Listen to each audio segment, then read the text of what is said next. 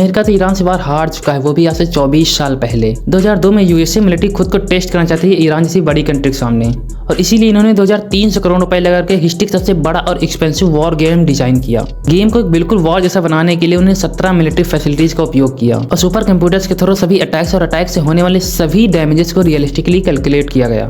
Iran के commander के तौर पर अमेरिका के ही एक बहुत ही एक्सपीरियंस जनरल पॉन वेन राइपर को चुना गया। गेम स्टार्ट और अमेरिका ईरान को सरेंडर होने के लिए अल्टीमेटम भेज दिया। ईरान ने सरेंडर नहीं किया और उन्होंने समझ लिया कि अमेरिका के द्वारा उन पर वार कभी भी हो सकता। उन्हें पता था कि अमेरिका की सबसे बड़ी ताकत है उनकी इलेक्ट्रॉनिक सर्विलेंस, और वो हर एक फोन कॉल, रेडियो सिग्नल और सैटेलाइट ट्रांसमिशन को इंटरसेप्ट कर सकते हैं, और इसीलिए उन्होंने इन सारी टेक्नोलॉजीज को यूज करना ही बंद कर दिया और इंस्टेंट मैसेज भेजने के लिए उन्होंने मोटरसाइकिल कोरियर्स का ही यूज किया। और अमेरिकन नेवी की पोजीशन जानने के लिए उन्होंने स्मॉल फिशिंग बोट भेजी, और जैसे ही पता चला ईरान को अमेरिकन नेवी उसके क्लोज आ चुकी, सबसे पहले उन्होंने ही अटैक कर दिया।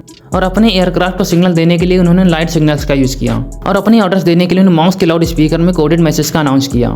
इन्होंने क्रूज मिसाइल को बोट से, जमीन से और लो फ्लाइंग एयरक्राफ्ट से लॉन्च कर दिया एक साथ। अब अमेरिका के पास दुनिया का सबसे एडवांस नेवल डिफेंस सिस्टम था, लेकिन ईरान ने इतने सारे अटैक्स एक साथ ही कर दिया कि अमेरिकन डिफेंस सिस्टम से समझ ही नहीं पाया। आल्सो ईरान ने एक्सप्लोजिव्स भरी हुई कामिकाजी बोट्स को अमेरिकन शिप्स के पास ब्लास्ट कर दिया, और केवल 10 मिनट में ही अमेरिका के 16 वॉरशिप्स और 1 एयरक्राफ्ट, 10 क्रूजर और 5 एम्फीबियस शिप्स डूब गए, और ईरान ने ये वार जीत लिया। ईरान ने गेम में जो स्ट्रेटजी यूज की उसे एसिमेट्रिक वॉरफेयर कहते हैं। बेसिकली अमेरिका की एक्सपेंसिव टेक्नोलॉजी को अपने क्रिएटिव स्ट्रेटजी से हरा दिया। इवन आज भी ईरान अमेरिका के महंगे इंटरसेप्टर्स के अगेंस्ट अपने सस्ते ड्रोन्स यूज कर रहा है। कामिकाजी बोट से ऑयल टैंकर्स को उड़ा रहा है और वेस्ट एशियन कंट्रीज के उन इंफ्रास्ट्रक्चर पर अटैक कर रहा है जो अमेरिकन एम्पायर के लिए इंपॉर्टेंट हैं।